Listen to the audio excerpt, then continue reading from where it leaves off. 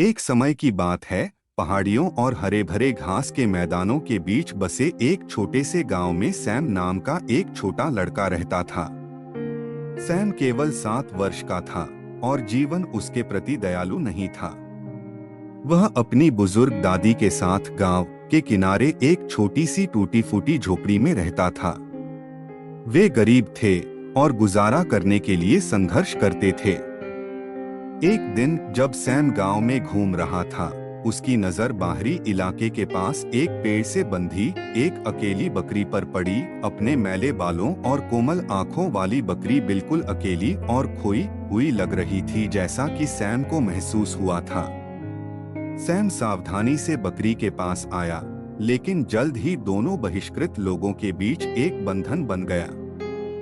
बकरी, जिसे सैम ने डेजी नाम दिया, उनकी निरंतर साथी और उनकी साझा कठिनाइयों के बीच आराम का स्रोत बन गई। साथ मिलकर उन्होंने अपनी गरीबी को पार करते हुए लचीलेपन के साथ जीवन की चुनौतियों का सामना किया।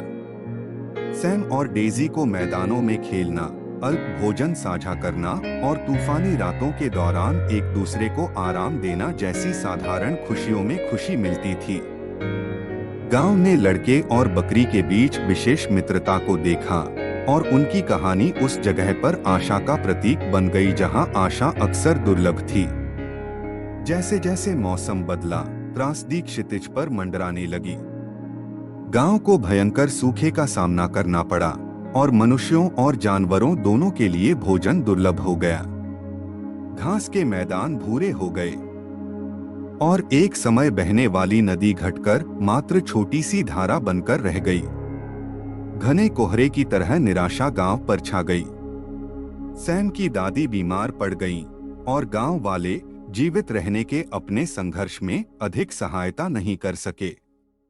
सैम ने अपनी दादी और डेजी दोनों की देखभाल करने की पूरी कोशिश की, लेकिन हर गुजरते दिन के साथ स्थिति निराशाजनक होती गई।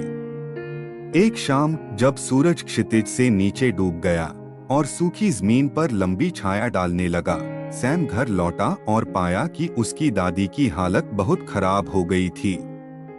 दुख और भय से अभिभूत सैम ने डेजी की उपस्थिति में सांत्वना मांगी।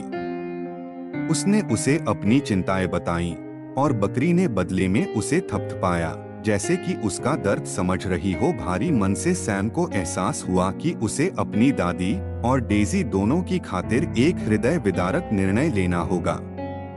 रात के सन्नाटे में चांद की पीली रोशनी से निर्देशित होकर सैम रोते हुए डेजी को गांव से दूर ले गया। वह बंजर खेतों से गुजरा, उसका हर कदम पिछले कदम से भारी था। सैम को एक एकांत स्थान मिला और उसके चेहरे पर आंसू बहते हुए उसने उस घिसी हुई रस्सी को खोल दिया जिसने डेजी को इतने लंबे समय से बांध रखा था। डेजी जाओ, सैम फुसफुसाया, उसकी आवाज दुख से भर गई थी। हरे चरागाह खोजें, बेहतर जीवन खोजें। डेजी एक पल के लिए झिझकी, मानो अपने अलगाव की अंतिम स्थिति को महसूस कर रही हो, फिर अंधेरे में चली गई। सैम तब तक देखता रहा जब तक कि बकरी की छाया रात में गायब नहीं हो गई। अपने साथ सैम द्वारा छोड़ी गई आशा की आखिरी झलक भी ले गई।